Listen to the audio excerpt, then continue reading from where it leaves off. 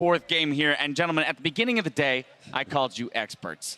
I'm beginning to said we weren't. Hold on. To your defense, you denied it, but I'm starting to rethink that title after not a single one of you suggested Fervor Rumble as the key to victory here for EDG. Also, we didn't know that Rox was going to troll because they picked what worked twice in a row, and they're like, actually, we're going to give it to you now. And now EDG figured out that actually Do you mean the Fervor Rumble? Or? No, I mean the Aurelion Sol Caitlyn that works wonders. And they say, oh, here, have the winning composition. And now they learn. Now and you know, we give a lot of credit to EDG's coaching staff in big games. However, this was a 5th time in a row that Caitlyn was on the board. H2K played it twice against them. All of a sudden, you know, Rox has played it twice against them. This champion is just so safe that you can't win a laning phase against it. They've only just decided to pick it away. Yeah, but here's the thing, Deficio.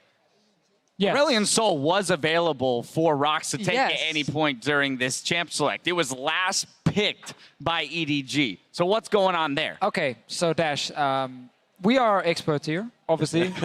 we look at the pick and ban phase, and we've now seen 3 games in a row where a team decided to pick Ryze blind and then say, take Aurelion Sol, please. It's good against the Ryze. You can roam out of the lane against the Ryze as well. You can pressure the entire map.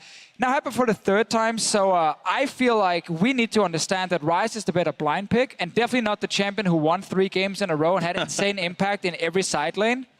Please pick Aurelion Sol or ban it. The other problem is that you actually pick no wave clear because you have Jhin and Ryze. So who's going to actually... And Fiora, man. Where's the wave clear? Well, who's going to stand up to Aurelion Sol Caitlyn with the traps? You just can't even defend a wave. And that's when we saw with the Baron power play from EDG. They just push this lane, thank you for the inhib. This lane, thank you for the inhib. What can they do? And you could see that the confusion was even in pick ban phase because they were obviously like, this is Aurelion Sol, we're going to lock in Zed. Mako, get ready to hop a Zed. And then it's like, Ryze, do you want Zed still into that matchup? Like, not really. All right, so but now let's get into the actual gameplay elements of it because, hey, the comps fell the way they did. And I think a lot of people would still look at these champions for Rox Tigers and say, well, okay, I mean, Fiora, Smeb, Fiora, I've got a lot of confidence in the way that he plays. But our first one here coming 14 minutes into the game, 4 for 2 for EDG here in the bot lane. Yeah, and this is just what Aurelion Sol does because comes down, zones the turret, lands CC, and has mass amounts of damage. And you see that Rox is actually going to decide to fight this one, and it all goes pear-shaped.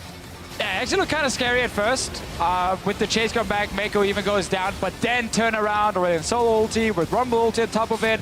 Everyone drops low, and now you can actually start chasing.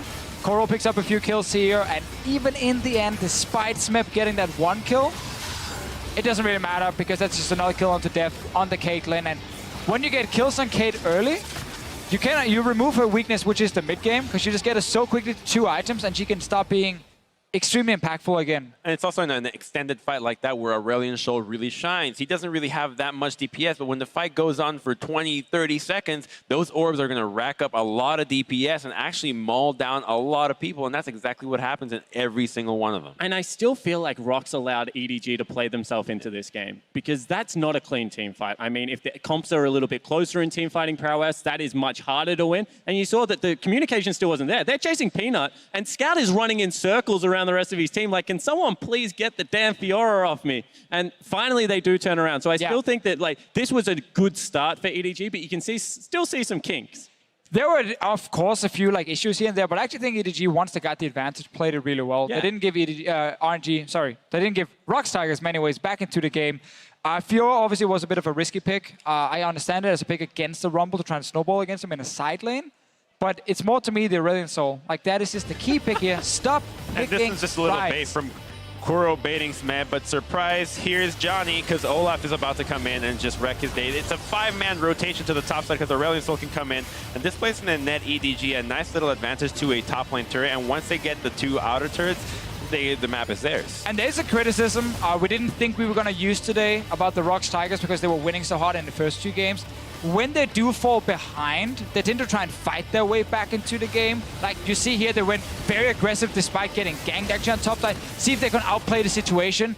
Sadly for them, ends up costing them more kills basically because then they stay around also, and fighting their way back against roaming champions is not going to work. Well, and this is where, in all seriousness, I do love your point about Aurelion Sol and the priority that should be placed on this champion in this series, because that pick dictates for EDG the way that they must play the game. Right? And so with that champion, that's when you see them motivated to make plays like that, actually going to the side lanes. And one of the oldest criticisms of Clearlove is he needs a jungler on his team because he likes to farm. Even on Team WE, you know, they used to talk about Messiah's Twisted Fate, Messiah's Sion, and he was a very farm-heavy jungler. Used to play things like Zed. Now, all of a sudden, you know, Pawn's always played Twisted Fate. Scout is a heavy roamer. None of these plays in the side lanes were actually set up by the jungler. All of them were set up by the mid laner, or in the end, like even a Karma getting up there first and setting up the play. Yeah, it just becomes this game where whenever, like, being it a Twisted Fate or Aurelion Soul, maybe a Pantheon mid, whatever it is, you know, whenever they leave the mid lane, it just stops you from playing aggressive in side lanes. Even if they don't go to your lane, you have to respect the fact they're out of vision.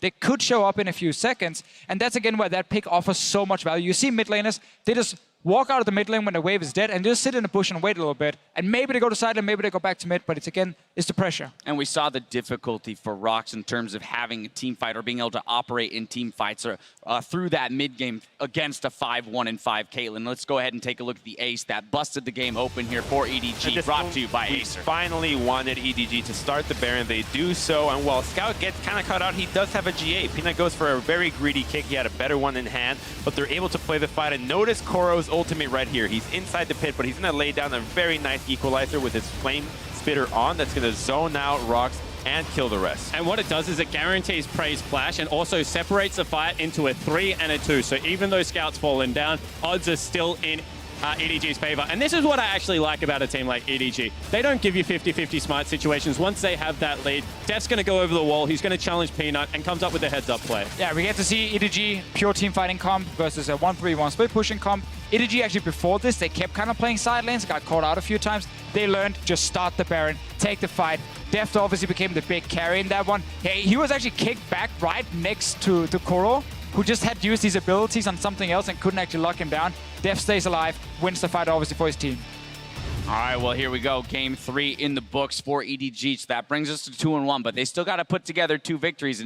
And you already mentioned it, Spawn, in this segment, that this game wasn't devoid of mistakes for this team. So how do they clean it up even more? And particularly since they're moving back to blue side here, how does Champs like go for EDG? I think one more time you have to go aggressive in the bottom lane. I'm actually looking for them to pick up the Zyra, get the aggressive bottom lane because it unlocks the rest of the map.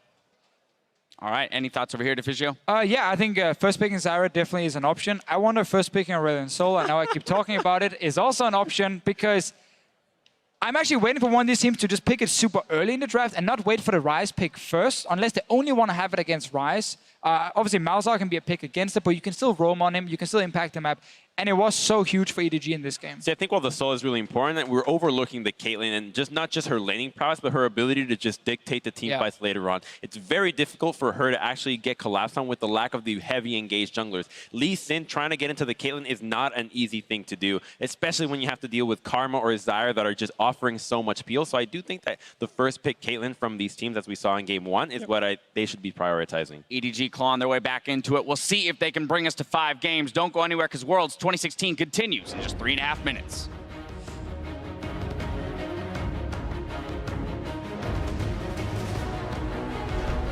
Yora's missing, walks into the camp, actually gets away from the skill shot, but doesn't really matter. Smites for a bit of healing, trying to run out. One more hit will do it, and that's first blood. But the kickback doesn't land the root. Now Mako can run out of health. Voice of Light plus Equalize getting a little bit more, and Gorilla running down, but no, he eats a trap. Can they find any more? A Realm Warp doesn't quite get him out. One more shot will do it. They switch back into Kuro. They get one. Now how's the train kill gonna work? If they get a crit, and Def gets it. Now the battle versus Gorilla. Flash Lord deals through the ignite and is running for dear life.